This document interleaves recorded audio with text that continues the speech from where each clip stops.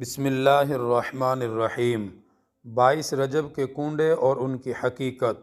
یہ رسم حضرت امام جعفر صادق رحمۃ اللہ علیہ کی طرف منسوب کی جاتی ہے، جبکہ حقیقت یہ ہے کہ 22 رجب حضرت امام جعفر صادق رحمۃ اللہ علیہ کی نہ پیدائش کا دن ہے نہ ان کی وفات کا ہے، بلکہ ایک روایت کے مطابق حضرت امام جعفر صادق رحمۃ اللہ علیہ کی پیدائش 8 رمضان المبارک 80 ہجری میں ہوئی۔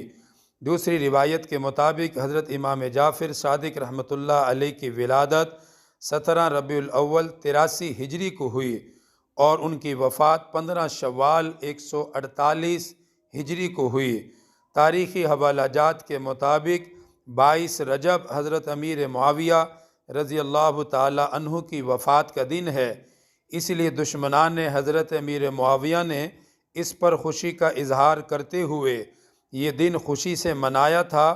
بعد ازاں انہوں نے حضرت جعفر صادق کی طرف اس 22 رجب کی تاریخ کو منسوب کر دیا کہ یہ ان کی پیدائش کا دن ہے، پس ان کی اس رسم کو آہستہ آہستہ خود اہل سنت کہلوانے والوں نے بھی اپنا لیا۔